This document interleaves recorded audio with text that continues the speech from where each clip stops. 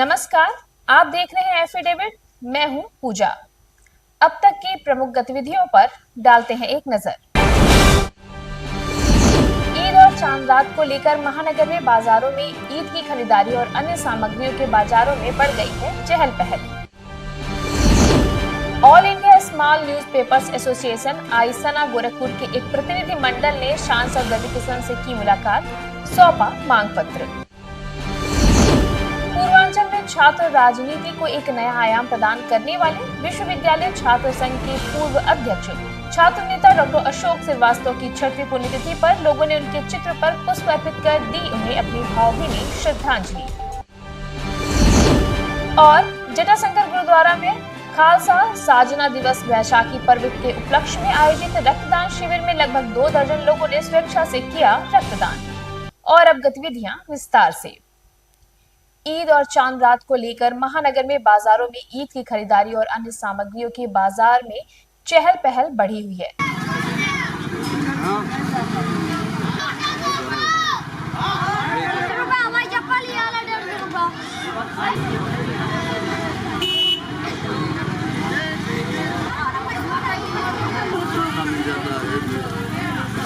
Affidavit team ने आज कुछ प्रमुख बाजारों में लोगों से बातचीत की। प्रस्तुत है बातचीत के कुछ अंश। शाहमारूफ है और इस गोरखपुर और आसपास जिलों में ईद का जो सबसे बड़ा बाजार है वो यही बाजार है। देवरिया, कुशीनगर, संत कबीर नगर, बस्ती तक से लोग खरीदारी करने आते हैं। खासकर जो चांद रात है पूरी रात गुलजार रहेगी।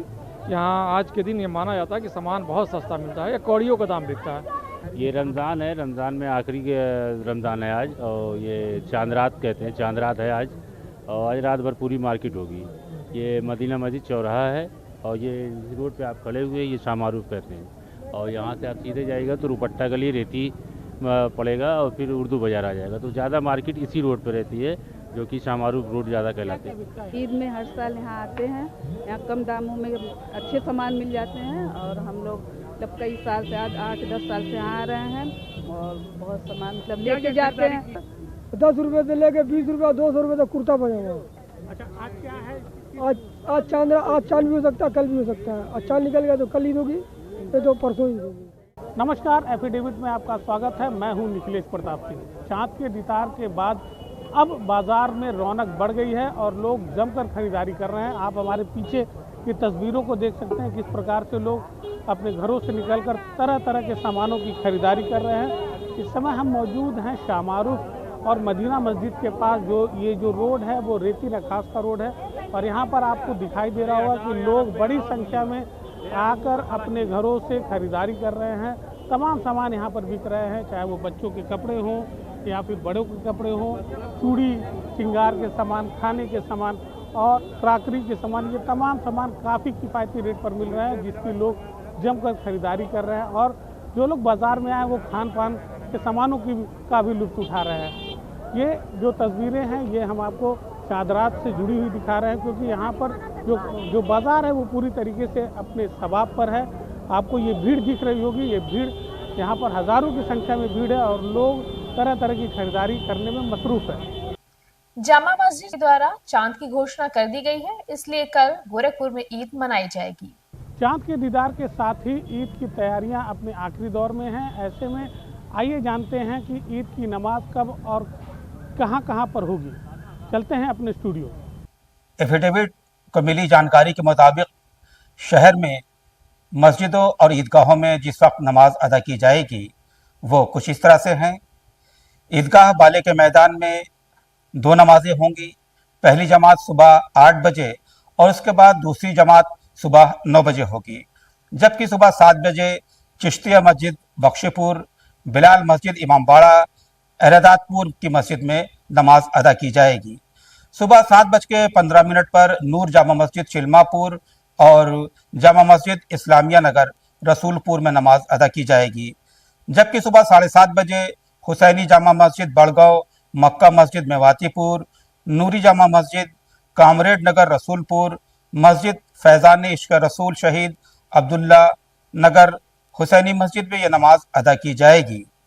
7:45 पर मरकज़ी मदीना मस्जिद रेती चौक, मस्जिद मियाँ साहब सैनिक विहार नंदा नगर, गौसिया जामा मस्जिद लीचीबाग जमनैया नगर में अदा की जाएगी।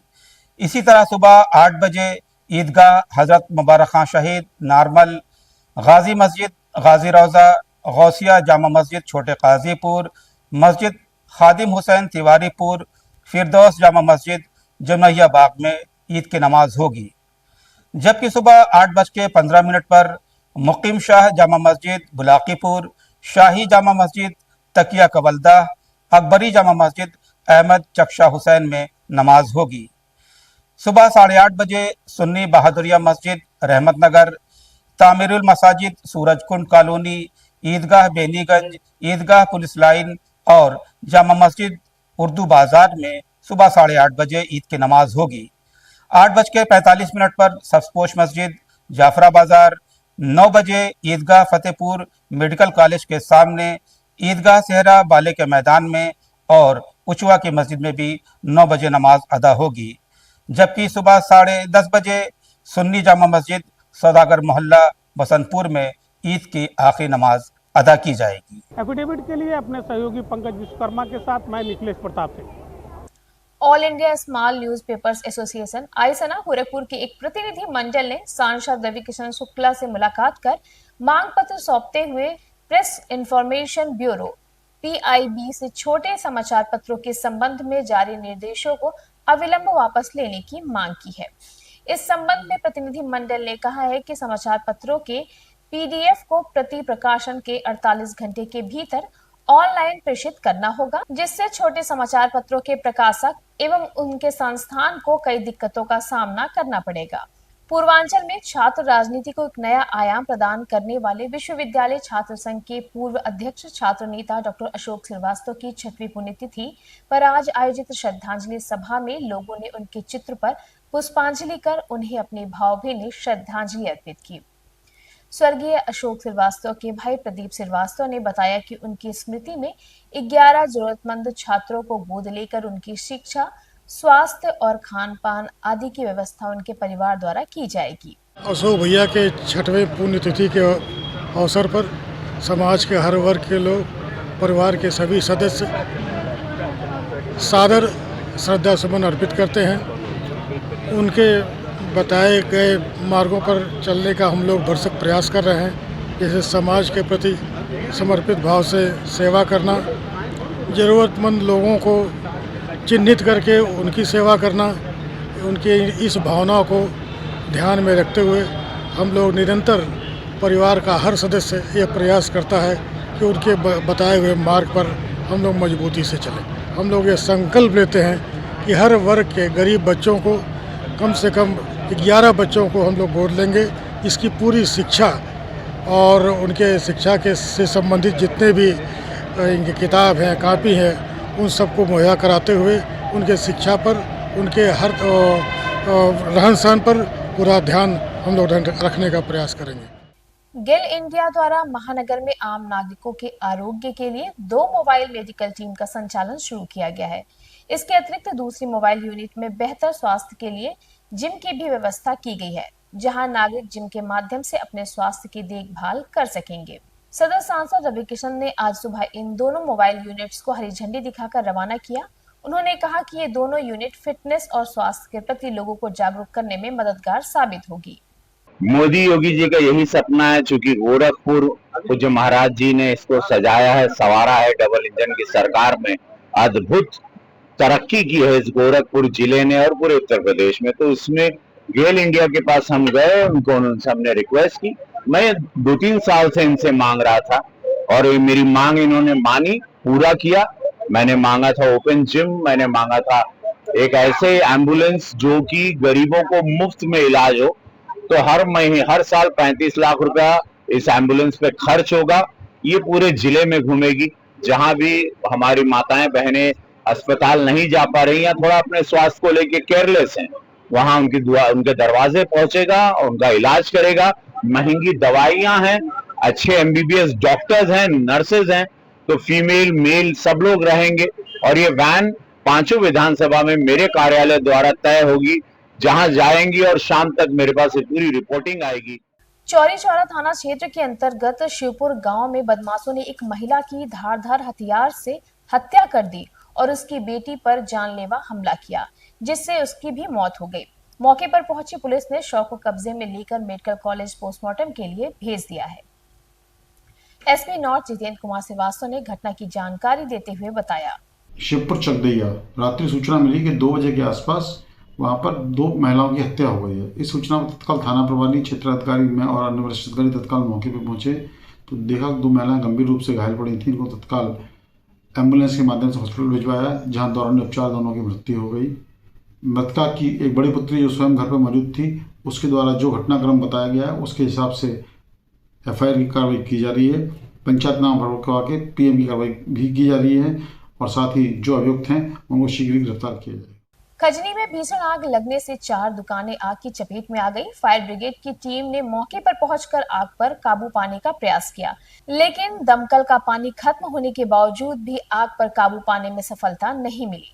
आज चैत्र नवरात्र का पहला दिन है। विभिन्न मंदिरों में मां शैलपुत्री के दर्शन के लिए श्रद्धालुओं का तांता लगा हुआ है।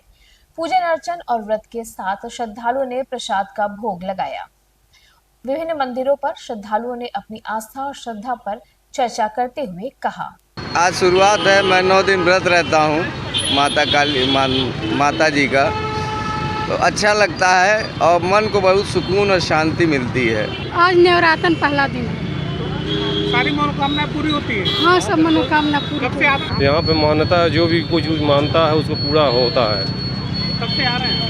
हम तो करीब 20-25 साल से आते हैं सर। इसी क्रम में गोरखनाथ मंदिर में चैत्र नवरात्रि के प्रथम दिन गोरखनाथ मंदिर के प्रधान पुजारी योगी कमलनाथ द्वारा कलश स्थापना की गई।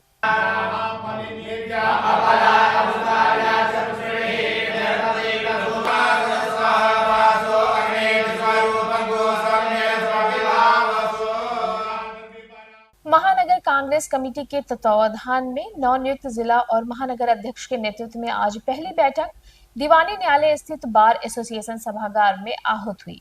बैठक के संबंध में महानगर अध्यक्ष रवि प्रताप निषाद ने बताया कि पार्टी को मजबूत आधार प्रदान करने के लिए कार्यकर्ता अपना सहयोग प्रदान करेंगे और कार्यकर्ताओं की समस्याओं का निस्तारण भी किया जाएगा। हम लोगों ने आज यह निर्णय, अभी सब लोग जब इकट्ठा, हमारे कार्यकर्ता, हमारे सभी पदाधिकारी जब इकट्ठा हो रहे हैं तो हम लोगों ने एक बैठक के माध्यम से एक निर्णय लिया जाएगा कि हम लोग संगठन को किस तरह से आधार दिया जाए, संगठन को किस तरह से मजबूत किया जाए और पार्टी को किस तरह से मजबूत किया जाए। इसी विषय पर आज हम लोगों ने बैठक रखी है। 2027 विधानसभा चुनाव की रणनीति एकदम बनेगी और पार्टी इसीलिए हम लोगों को पहले अध्यक्ष बना के भेजी है कि हम लोग जाएं और अपने संगठन को मजबूत करें और संगठन जैसे हम लोग मजबूत करेंगे कतई हम लोग 2027 की रणनीति बना के 2027 को मजबूती से पार्टी को चुनाव लड़ाने का काम करेंगे और मजबूती से अपना हमारा कैंडिडेट हर विधानसभा को जीतने का काम करेगा। जटाशंकर गुरुद्वारा में आज खालसा साजना दिवस बैशाखी पर्व के उपलक्ष्य में आयोजित रक्तदान शिविर में लगभग 2 दर्जन लोगों ने